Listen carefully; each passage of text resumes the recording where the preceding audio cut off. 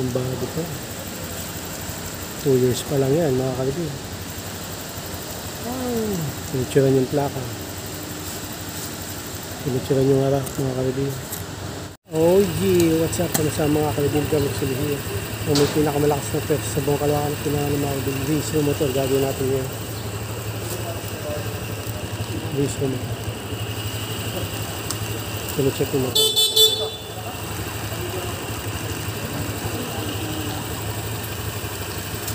Silapan niyo na yan, sir.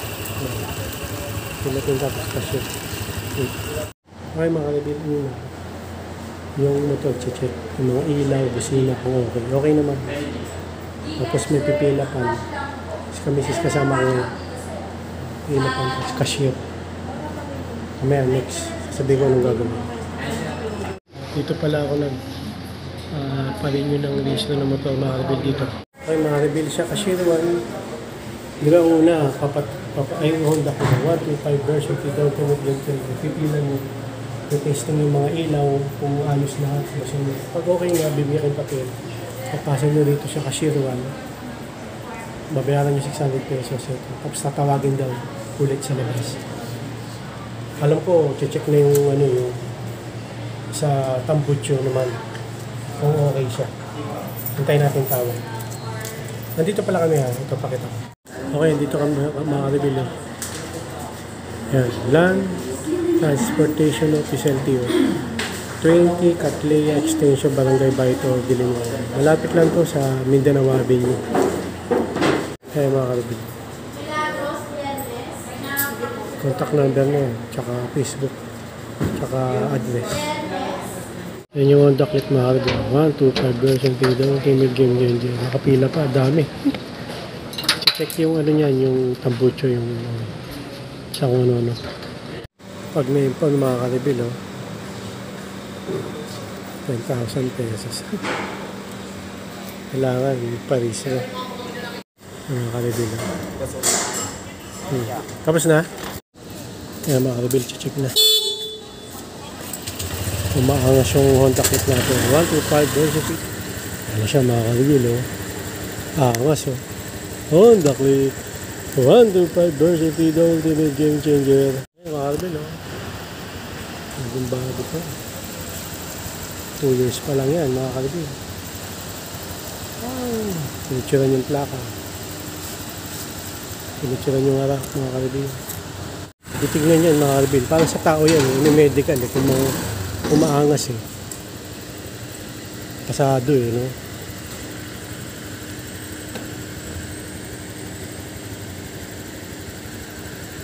Tignan nyo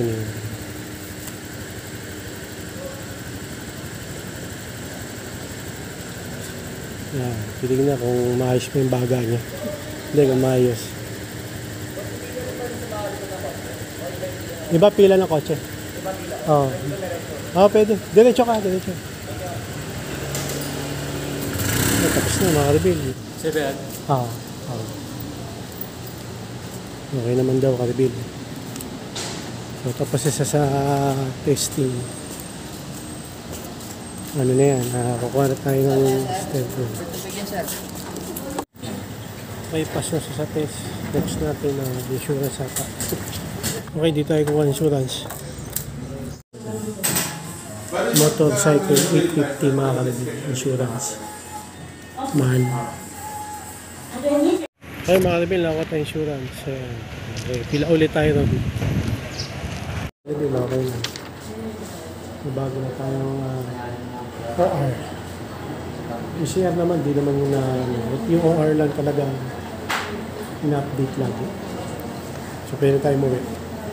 Okay mga kalibin, konti lang nagpapano rito. Registration. Yung registration ng motor. Kaya pwede kayo rito magpa-registration. Bilis lang. Medyo. Ano oras tayo nandito? Mga alas 10 ako. Mga 3 hours. Mga 3 hours kami nandito. Pero okay na. Ang problema na lang yung motor kung nasan. Hindi, ayun Yung Honda Click 125 version 2020. Tara na mga kalibin. Uwi na tayo. Ba't dito tayo? Ba't dito tayo dumaan? Mga kalabil, diba? Okay mga kalabil, bali ang nagastos ko lahat dito. Yung check nito, emission tawag ba dun? O emission or check up nito, 600 pesos. Tapos insurance sa mahal 850. So 600 plus 850, 1,450 plus yung registration ng ito 350.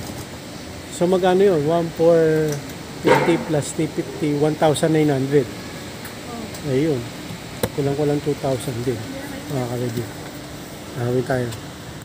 Okay, so 1,900 na nagastos lahat no, mga ka-review. So punta kayo rito, Mindanao Avenue, konti lang nagpapariso dito. So hanggang dito na lang mga ka-review. Maraming salamat sa panonood. Please like, comment, please share, please click na yung bell button kami. Ha! Regan, para update kayo pag may bago upload tayong video ko sa muli mga ka-review. God bless, ingat, mag-select by OG. Bao ng headset, mabilis din dito no mga ka-review. At yun na nga ng mga ka-review, yan, nakawin na kami no.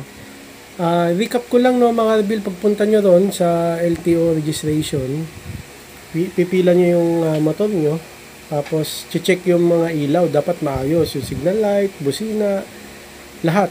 Okay, basta maayos kailangan yung motor nyo. Pagka maayos, bibigyan kayo ng papel, sulatan nyo yung contact number, plaka, ganon, bibigyan nyo sa cashier, tapos babayad kayo 600 pesos para sa ano yun, batawag doon, emission ba yun, yung check yung sa tabutso yung usok kung maayos, 600 pesos. Tapos i-check nga yung motor no, sa kung pasado, lahat yun i-check ulit no. So pag pasado, kuha ka na ng insurance. Okay, kung saan may murang insurance, kasi dun mahal, 850 dun pero dun na kami kumuha kasi malapit. Kasi pag malayo, hindi pumasok yung insurance na kinuha mo, pupuntahan mo pa kung malayo no mga ka-review. Kaya dun na lang din kami kumuha.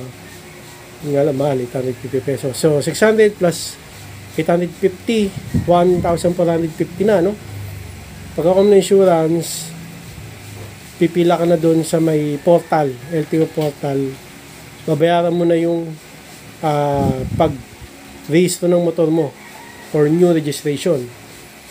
350 pesos yun. Gcash dun So 1,450 plus 350, alam ko So magkano na yun? 350 plus 450, 18. Tama ba? O 19, mga ganun. Siyempre, pumunta ka para nag-gas ka. Makakala ko lang 2,000 pesos ang nagastos namin. Ganun lang. Dun sa LTO Mindanao registration vehicle, maganda dun, mabilis. Konti lang tao dun. Tsaka, mabilis. Kasi konti nga rin tao